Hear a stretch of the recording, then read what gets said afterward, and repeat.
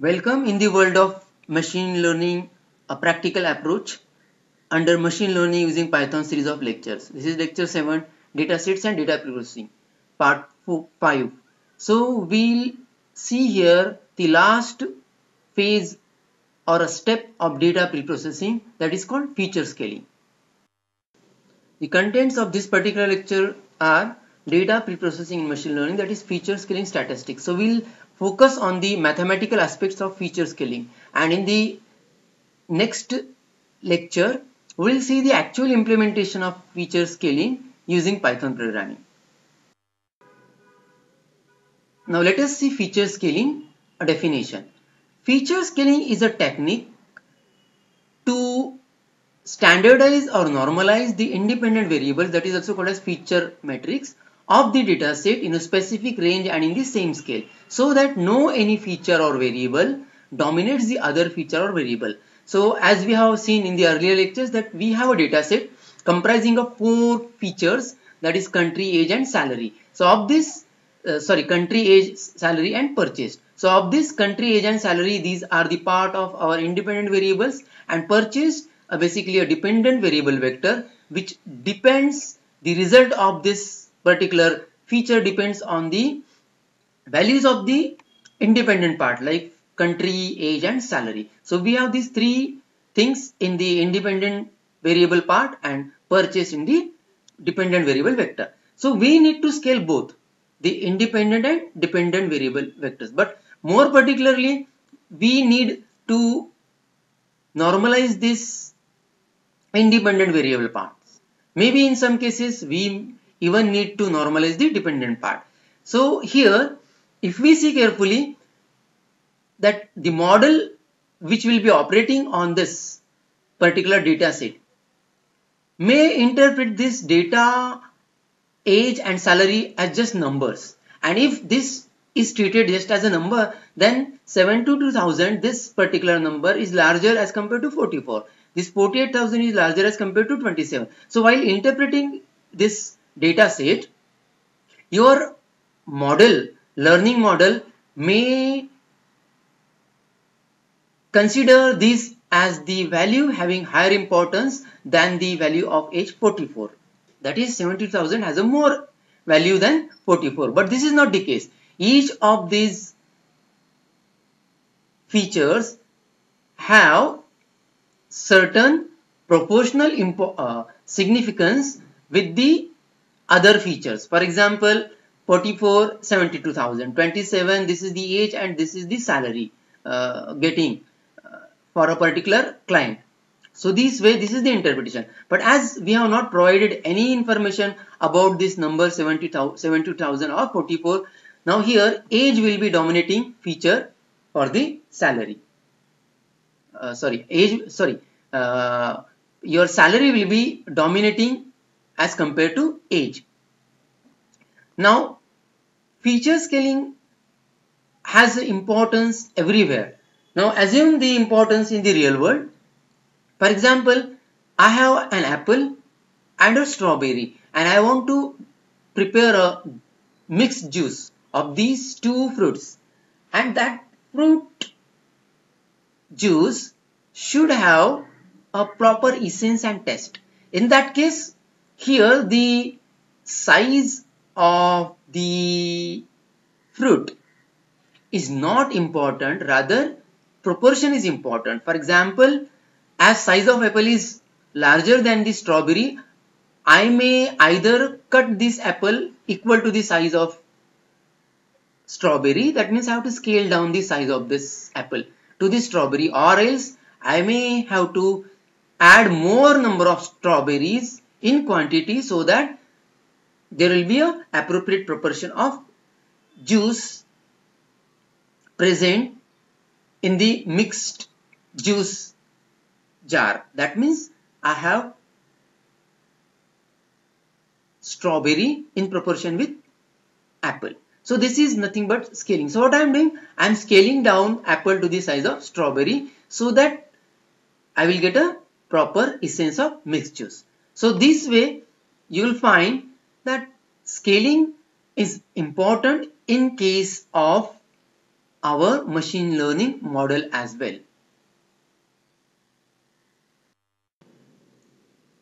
Let us try to understand the technical need of feature scaling in machine learning algorithms.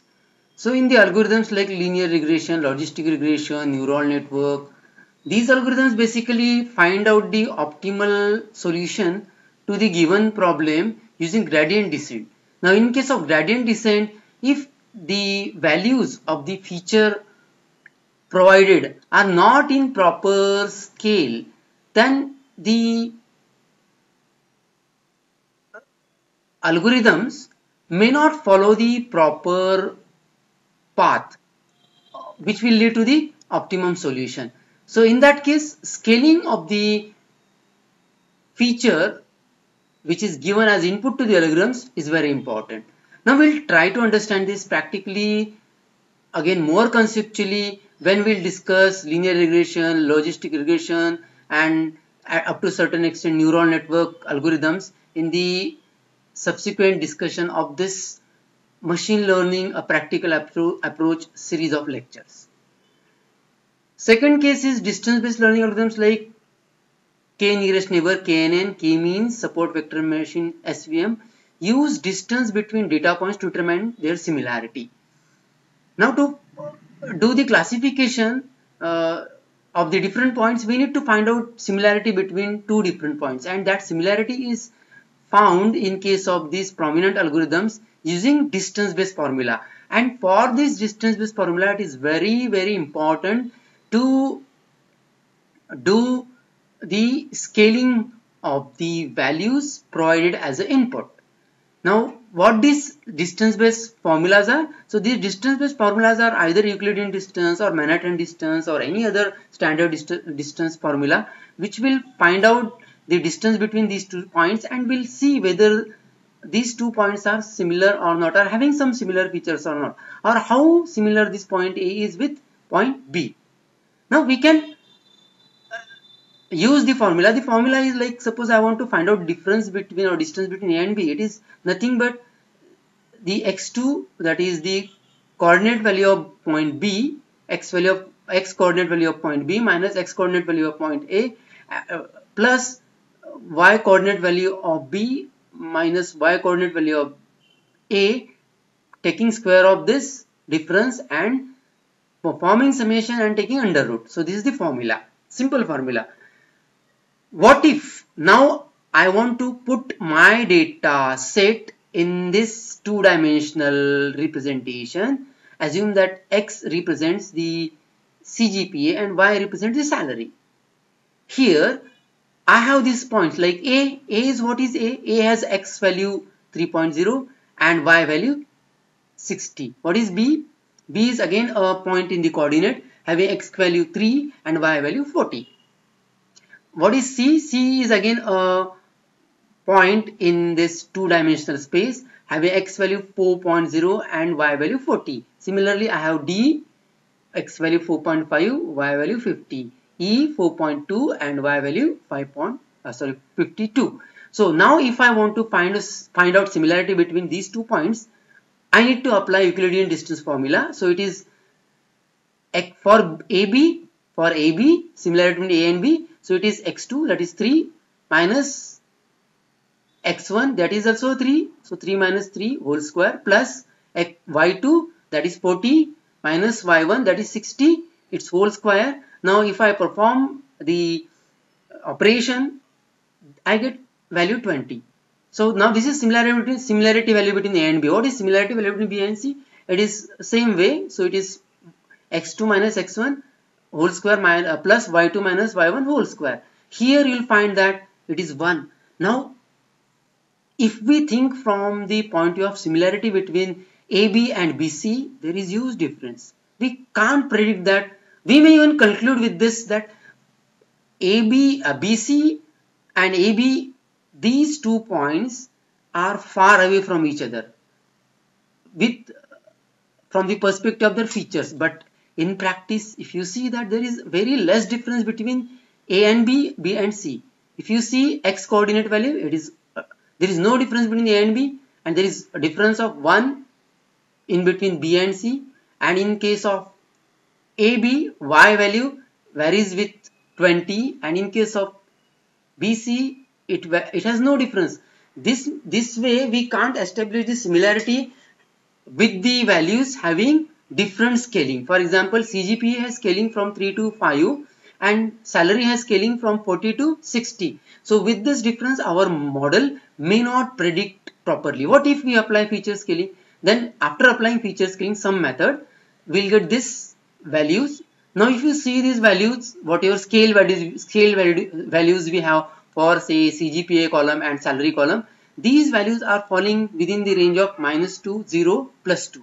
So this values, now if we calculate the Euclidean distance formula for A and B, it is x2 minus x1 whole square plus y2 minus y1 whole square, and its square root I get 0.42. Similarly for BC 0.9. Now if you try to find out similarity between these 2 points, so there is not huge difference. So here if you see carefully, our model may mislead us if we give the features having large variation in their values, and will show the accurate, almost near to the accurate result if we provide the features with the scaled values. So how to do this? Using what scaling method we should use this, or we should do this, we'll see in the subsequent discussion of this lecture. But at time you need to understand the importance of feature scaling. That is why feature scaling, or what is the technical need of feature scaling. I hope you understood this point. Now in some cases, in case of machine learning models, for example decision based tree algorithms, where a decision is made just by splitting the single feature into say some categories, and as that single feature is not dependent on any other feature, so you may not require this feature scaling. So in case of machine learning model, some of the features may require feature scaling and some of the features may not require even. So it basically depends on the requirement, that what scaler should be used, or whether scaling should be applied or not. Hope you understood.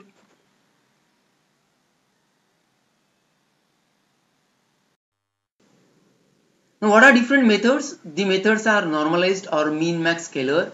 So we are using different scalars or feature scaling methods. So standardized scaler, max, absolute scaler, robust scaler, quantile transformer scaler, power transformer scaler, unit vector scaler. So of this, you will find that at various point of time, depending on the requirement, various scalars are used. But we'll be much more interested in the standard scaler, and next to standard is normalized or min max scaler. Now here we'll see standardization versus normalization. So which thing should be used? So basically it solely depends on the requirement, but still we'll see which one dominates. So if I want to find the equivalent scaling value of any feature x, I may say that if I have a feature vector x and I want to find the equivalent value, which is the value which we got after scaling, after applying some scaling method, then in case of standardization, take the original value, find the mean of that particular whole column, and then divide it by standard deviation. Whatever value we'll get, that is the equivalent value of the original value. So in the earlier discussion, we saw that all our values like 60, 70, then 40, 50 of the salaries drawn by the students were scaled to some numeric values which were in between some limit like -2, 0 or 2, something like this, or -1, 0 to +1. So in this range. So this range is the value which we got after applying certain method, that is scalars. So in case of standardization, this is the way which we should apply the formula. So we'll see this formula and its use in the next part of the discussion. Here we are just trying to understand what this standardization scalar formula is, or how standardization is done using standard scalar. So The standard scaler is good in case where data follows a Gaussian distribution. So if you have Gaussian distribution in the data set and in the features of that data set, then we may go for standardization.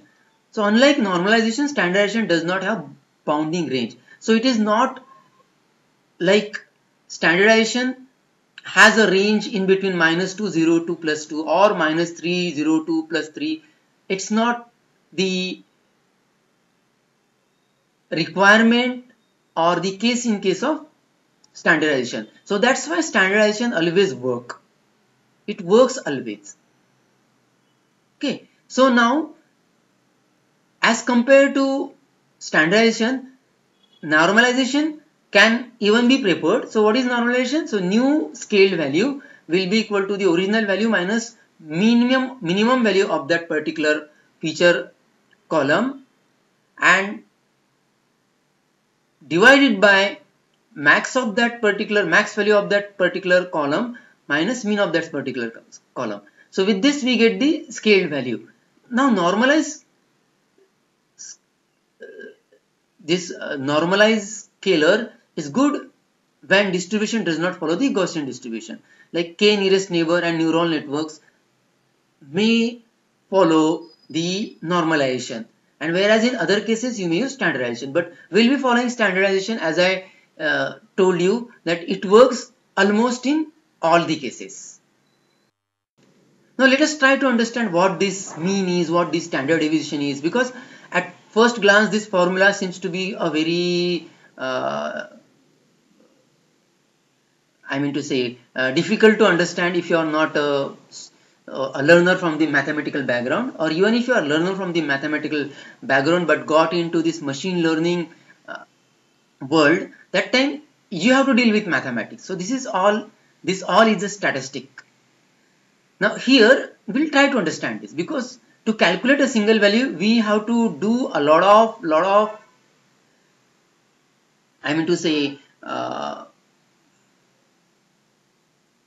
we have to deal with so many mathematical things, and we have to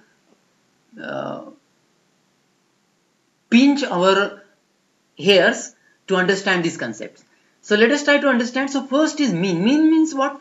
Average of any particular feature or a column. So for example, if I have this data set, just focus on the table I am pointing here. So this table has student, CGPA and salary. So in this student I have two columns, numeric columns, CGPA and salary. So in case of CGPA I have these values, 5 students and their 5 respective CGPAs with 5 different salary values. Here if I want to calculate the CGPA, average of CGPA, that time I have to add all these columns and divide it with the number of students. So here I do addition of all this column and divided by 5. So what do I get? 4.54. Now this is mean of CGPA column. Similarly, you can calculate CGPA of salary as well. So what is mean? Mean is nothing but the average of the column or a feature. Now what is this standard deviation? Now for calculating standard deviation of this entire column, for example CGPA or salary, I need to take care of each and every entry in that particular column. So I have to use the standard deviation formula in such a way that it will take care of all the values in some definite way. So I have two formulas of calculating the standard deviation. One is population based and the other is sample based. What is different between this population and sample based formula? Population based formula generally consider all the elements in the set or a column, and whereas sample based basically may use some less number of observations. For example, I have say 5 observations for this particular data set. In case of salary I have 5 observations, in case of CGPA I have 5 observations, but I may not evaluate all the observations. I may consider only 3 observations. So for that some k number of observations, we have this formula. So what we need to do?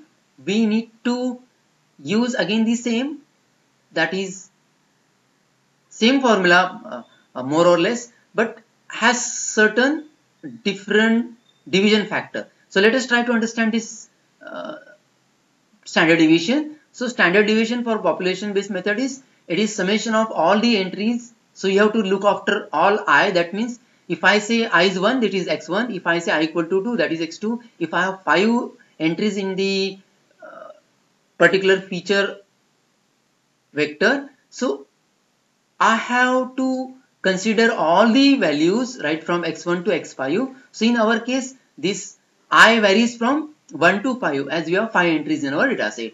So for each value, I have to subtract mean, take its square, and for each value, after subtracting mean and taking square, perform the summation and divide that sum by n, and after that take the square root of that, and that is nothing but the standard deviation. Similarly, I have a formula for deviation, standard deviation in the sample based method. So here I have xi minus x bar, that is mean of that particular sample. So each value should be subtracted by mean of that particular sample, its square, add those squares and divide it by n minus 1.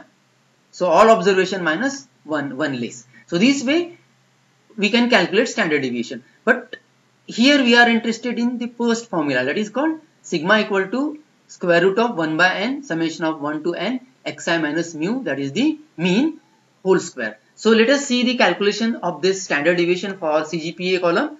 So here we have first calculated the mean for CGPA, then we take mean and square the result. So subtract mean from the values and square the result. So here is xi minus mu. So when I is 1, it is the x1. So that means we are talking of the student A. When I is 2, that is x2, we are talking of, say, student B. So this way we have 5 observations. So our x will be from x1 to x5. So for each of these column value, say when x1, that is 3 minus mean 4.54, its square. So I get this value. So this way I have calculated the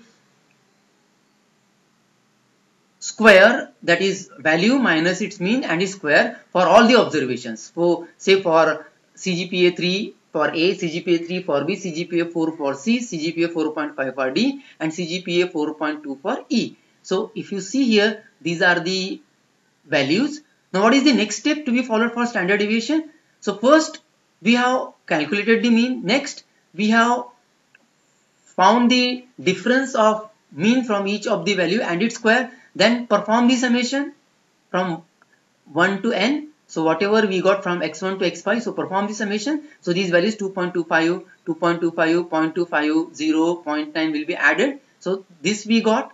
After that, what is the next step to be followed for getting the standard deviation? So divide this earlier step summation by n. So it is nothing but 1 by n summation of I equal to 1 to n to xi minus mu, that is mean whole square. So this is the summation divided by 5. So what is this 5? 5 are the number of observation for which we have calculated these differences, and we got this 1.13 as the sub-step of the standard deviation. Then what is the last step to get the value of standard deviation? So find out the square root of this value, whatever you got. So what is the square root of this value? It is, that is square root of 1.13, it is 1.06301458. So whatever value we got, that is the standard deviation value. Now here after the real exercise of finding the scaled value for that corresponding original value starts. How it is? So feature scaling for A CGPA. Suppose I want to find out feature scaling value for A and its CGPA value 3.0. So what is equivalent scaled value of 3.1? It is nothing but, we have a formula, take original value, subtract mean from it and divide it by standard deviation. So we have original value 3.0 for A CGPA minus 4.54, that is the mean of the CGPA, divided by standard deviation value we got in the earlier step. So we got here minus 1.448730 as the equivalent scale value for CGPA 3.0 of A. This way we can calculate the equivalent scale value of B, scale value of C, DE for which feature? CGPA feature. So we'll do this in the next slide. Now here again I have the same formula. Now what I want to do, I want to apply feature scaling to this entire data set having numerical values with the large variation. For example, CGPA has value in range between 3 to 5 and salary has range between say 40 to 60 or something like this. So to bring this all values in a same scale, we'll apply the feature scaling, a standardization method. So here we have got CGPA mean 4.54, standard deviation for CGPA 1.0630148. So similarly we can calculate the feature scaling value for C, for CGPA, CGPA, similarly D CGPA and E CGPA. So how it is? So it is for B it is same as A because A has a 3.0 as the original value, B also has 3.0 as the original value, and that's why we are getting the same equivalent scaled values. For C it is 4.0 minus 4.54 divided by standard deviation of CGPA. So we get minus 0.507796. This way we got the feature scaling value for D CGPA and E CGPA. So we have noted down in the table. So if you see this, so all these values are copied here. Similarly, we can find out the scale value of 60 in the same range. In whatever range we got the CGPA value of in whatever range we got the feature scale value of CGPA. So here for salary, we have again found out or calculated the mean of the salary, that is the average. Then we found the standard deviation. So basically I have done calculation for this. So you can go through all the exercise which we have done in the earlier slide. So you may take this column, salary column, and can go to the earlier slide and can see how those calculations are done, and you can apply the same formula for the calculation of standard deviation of salary. Then again for the scale value of 60 for A, I have done this. So original value minus standard deviation divided by original value minus means divided by standard deviation. I got this 1.520013. For B I got 40 minus 48.4 divided by 7.631513, that is minus 1.100699. So similarly I have for D and E, and I have copied this value here in the salary. So what we got here? We got the feature scaling of this original data set features. So here if you observe, now our data model will not be having any confusion with the values. It will not predominate any feature over the other feature. For example, in the data set earlier to this feature scaling, salary perhaps might have dominated the CGPA, but in the scaled data set, that is after applying feature scaling to the original data set, whatever resultant data set we got, this resultant data set has all the features value lying in between what? -2, 0, +2. Got the point clear? I hope you understood this. So this way feature scaling will make our model more concrete, robust, and I mean to say perfect in prediction. So dear learners, here we have end up with the discussion of feature scaling. So this was just the statistical part, that is the mathematical foundation of the feature scaling. But do remember, in case of Python, we don't need to worry of all these background happenings. The APIs supported by Python will make our task easier. But as an engineer or a machine learning developer, you need to understand the mathematics behind each of these APIs supported by Python. So dear learners, how was the lecture? We are the GCS Solutions, making technology easy to learn. So till next lecture, happy analysis.